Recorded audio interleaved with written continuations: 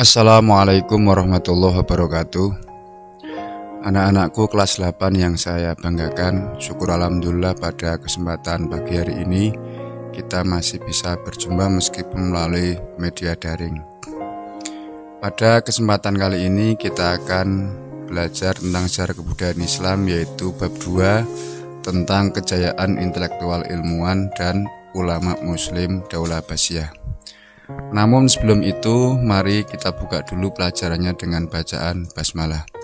Bismillahirrahmanirrahim. Baiklah anak-anak, kita langsung saja bahas tentang ilmuwan muslim masa Daulah Abbasiyah. Semangat para ilmuwan muslim untuk mewujudkan ide-ide cemerlang melalui penemuan karya-karya ilmiah tergambar dari perkembangan ilmu pengetahuan. Pada masa itu, kondisi, situasi, dan dukungan penguasa membuat iklim, tradisi, dan budaya ilmiah melaju begitu cepat.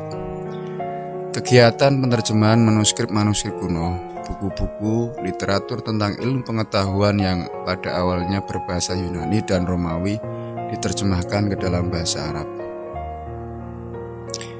Daulah Abbasiyah yang berkuasa selama 5,5 abad adalah salah satu pemerintahan dalam sejarah Islam yang sangat mementingkan usaha pengembangan intelektual, ilmu pengetahuan, dan peradaban Islam. Usaha ini mendapat sambutan yang sangat baik dari para ilmuwan.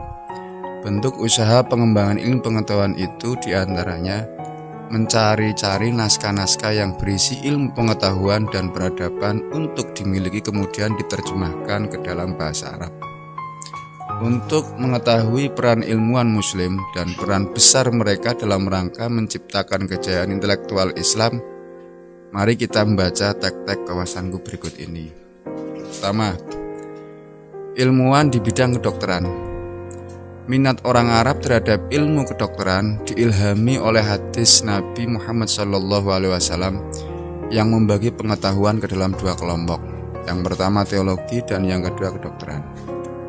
Para penulis utama bidang kedokteran itu adalah orang Persia yang menulis dalam bahasa Arab, Ali At-Tabari, Ar-Razi, dan Ibnu Sina.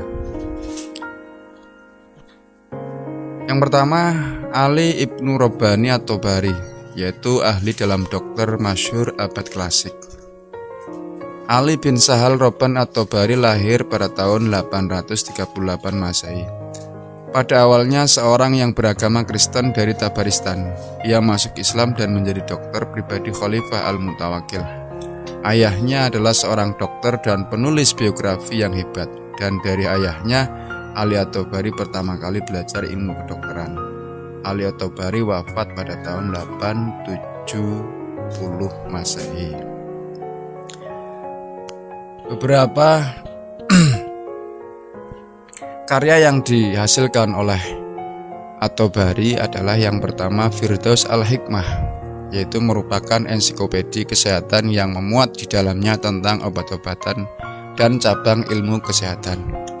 Buku ini ditulis pada tahun 850 Masehi dan terdiri dari 7 jilid.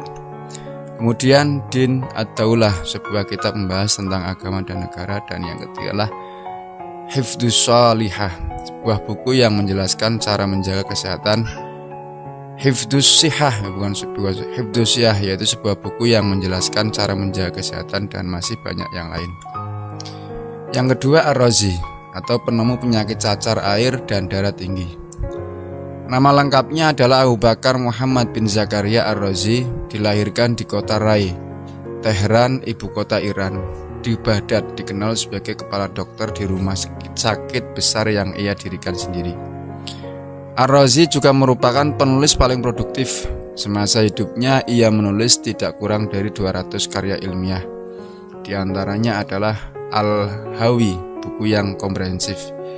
Buku ini dianggap sebagai karya utama Ar-Razi dalam bidang kedokteran, yang pertama kali diterjemahkan oleh bahasa Latin ke bahasa Latin oleh seorang dokter Yahudi, yaitu Sisilia Farij bin Salim pada tahun 1279 Masehi. Karya yang kedua adalah Al-Judari wal Hasbah, Buku ini membahas tentang penyakit cacar air, campak, dan bisul serta dipandang sebagai mahkota dalam literatur ilmu kedokteran. Buku ini pertama kali diterjemahkan ke dalam bahasa Latin di Venesia. Yang ketiga adalah Ibnu Sina, di barat dikenal dengan Avizain. Nama lengkapnya Abu Ali Al-Husain bin Abdullah bin Ali bin Sina. Orang Arab memberinya gelar Syekh Rais, pemimpin orang terpelajar. Lahir pada tahun 980 Masehi dan wafat tahun 137 Masehi. Dianugerahi dengan kemampuan luar biasa untuk menyerap dan memelihara pengetahuan. Sarjana Islam dari Persia ini membaca buku-buku di perpustakaan besar milik raja dan pada usia 21 tahun mulai menulis buku. Sebagai dokter, Ibnu Sina lebih suka tindakan preventif daripada kuratif dan selalu menguatkan aspek rohani dan jasmani pasien dalam pengobatannya. Dalam pandangannya, makanan, minuman, temperatur, polusi udara, limbah, keseimbangan pikiran, dan gerak tubuh mempunyai pengaruh terhadap kesehatan manusia. Semua yang dikatakan Ibnu Sina terbukti dan menjadi masalah utama atas kesehatan manusia saat ini. Karya-karya Ibnu Sina dalam bidang ilmu kedokteran antara lain, yang pertama Al-Qanun fi Tibb, yang artinya dasar-dasar ilmu kedokteran. Buku ini berabad-abad telah menjadi buku yang menguasai dunia pengobatan di Eropa dan menjadi buku sumber kedokteran di Prancis di dalam buku ini. Yang kedua Asy-Syifa, berisi tentang cara pengobatan, termasuk tentang pengobatan penyakit saraf. Jadi itu beberapa ilmuwan terutama di bidang kedokteran. Adapun ilmuwan di bidang yang lain seperti ilmu filsafat dan sebagainya kita akan bahas pada pertemuan berikutnya. Demikian yang dapat Bapak sampaikan. Untuk tugas nanti bisa saya berikan di ruang yang berbeda, baik lewat WA Group maupun Google Classroom ya. Mari kita bersama-sama tutup pelajaran kali ini dengan bacaan hamdalah. Alhamdulillahirabbil alamin.